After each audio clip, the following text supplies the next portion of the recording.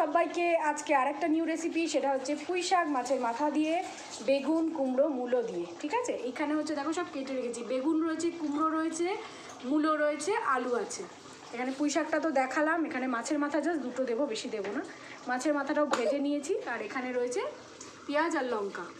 ঠিক আছে, এবার আমি রেসিপিটা তোমাদের সাথে শেয়ার করবো, জাস্ট দেখতে থাকো। পাঁচ ফোড়ন দিচ্ছি,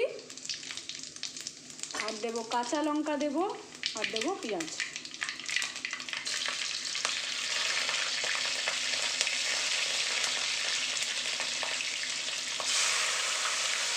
এবার এগুলোকে ভালো করে নাড়িয়ে চাড়িয়ে নেবো, একটু নরম করে নেবো ব্রাউনিশ টাইপের।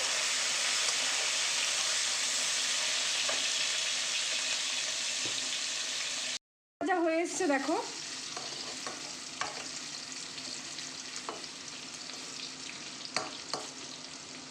এটাও মাছের মাথা দিয়ে পুঁই শাক কিন্তু দারুণ লাগে খেতে। এবার সবজিগুলো অ্যাড করব, বেগুন, কুমড়ো, আলু আর হচ্ছে মূলো, সব অ্যাড করে দিচ্ছি একে একে। সবজিগুলো দিয়ে ভালো করে নাড়াচাড়া করে নরম করে নেব সবজিগুলোকে। সবজিগুলো কিন্তু আমি সেদ্ধ করে নিইনি, সবজিগুলো একদম র অবস্থায়, মানে কাঁচা অবস্থাতেই রয়েছে। এই রান্নাটার সাথে হতে হতে সবজি একদম সুন্দর সিদ্ধ হয়ে নরম হয়ে যায়।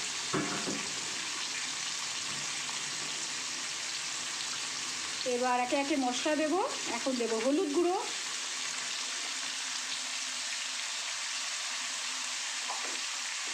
এবার দেব নুন,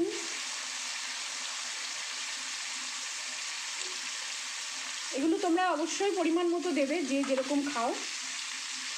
এবার এটাকে ভালো করে নাড়িয়ে চাড়িয়ে নিচ্ছি, সবজিটাকে একটু নরম হতে দেবো। আবার তোমাদেরকে দেখাচ্ছি, সাথে থাকো। এবার পুঁই শাকটা কিন্তু অ্যাড করছি, একদম কচি পুঁই শাক। কিছুটা পাতা আমি তুলেও রেখেছি, একদিন বড়া খাবো, সেই রেসিপিটাও তোমাদের সাথে শেয়ার করব। পুঁই শাকটা কিন্তু অ্যাড করে দিলাম সবজিগুলোর সাথে। এবার ভালো করে নাড়িয়ে চাড়িয়ে একটু মিক্স করে দিই। পুঁই শাকটা হালকা সেদ্ধ করে রেখেছিলাম। এবার এর সাথে অ্যাড করছি আদা রসুন পেস্ট, যেহেতু মাছের মাথা দিচ্ছি তাই জন্য। তোমরা চাইলে এটা নিরামিষও করতে পারো, অথবা চিংড়ি মাছের সাথেও কিন্তু করতে পারো। ভালো করে আমি একটু নাড়িয়ে নিয়েছি, এবার দিয়ে দিচ্ছি জিরে গুঁড়ো। যেটা বলছিলাম, চাইলে তোমরা নিরামিষও রান্না করতে পারো, তাতে কোনো মাছ তো অ্যাড করা যাবে না, আর আদা রসুন পেস্টও দেবে না।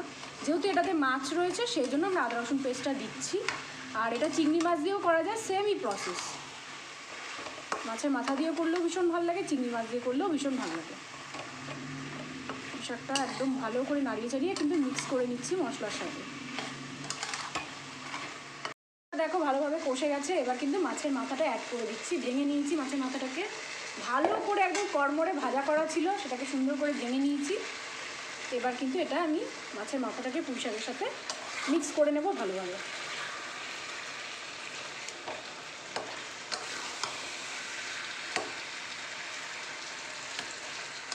বাঙালির প্রিয় খাবারের মধ্যে এগুলো কিন্তু অন্যতম একটি খাবার, সুতরাং সবাই আশা করি জানো। আর যারা নতুন রান্না শিখছো তাদের জন্য স্পেশালি এগুলো দেখানো, যাতে তাদের করতে অনেক সুবিধা হয়।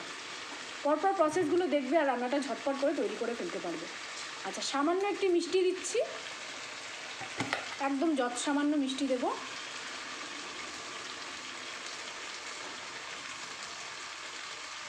এবার একটু সামান্য জল দেব, সামান্য একটু জল। এবার ভালো করে নাড়িয়ে চাড়িয়ে নেব। পুঁই শাক তোমরা কে কে খেতে খুব ভালোবাসো আমাকে কমেন্ট করে জানিও, কারণ আমার হচ্ছে ফেভারিট একটি শাক হচ্ছে পুঁই শাক। আমি ভীষণ ভালোবাসি খেতে, যদিও আমার থাইরয়েড আছে, বাট পুঁই শাক আমি ভীষণ ভালোবাসি খেতে। থাইরয়েড যাদের আছে তারা পুঁই শাক খেতে পারে না, মানে পুঁই শাক খাওয়াটা উচিত নয়। বাট আমি কিন্তু খুব জমিয়ে মজা করে খাই। আমি একটু খাদ্যরসিক মানুষ, রান্না দেখেই তোমরা আশা করি বুঝতে পারো। বিভিন্ন রকম নতুন নতুন রান্না আমি চেষ্টা করে থাকি। তো খাদ্যরসিক মানুষ যেহেতু, তো সব কিছুই খেতে হবে, কিন্তু ওষুধটা একদম খেতে হবে হচ্ছে নিয়ম করে। এখন এটা একটু হবে, আবার তোমাদেরকে দেখাচ্ছি। দেখো তরকারিটা কিন্তু প্রায় হয়ে এসছে। পুঁই শাকের লাবড়া বলতে পারো বা ঘ্যাট বলতে পারো, যা কিছুই বলো, কিছু একটা নাম দিয়ে দিও তোমরা তোমাদের পছন্দ মতো। তো প্রায় হয়ে এসছে, একটু নাড়িয়ে চাড়িয়ে নিচ্ছে, আবারও দেখাচ্ছি একটু পরে। এটা আরেকটুখানি নাড়িয়ে নেব, ব্যাস আমাদের পুঁই শাক কিন্তু আজকে রেডি। সবাই অবশ্যই ট্রাই করো। আর খুব খুব ভালো থেকো, গরমে সুস্থ থেকো। আজকের জন্য টাটা।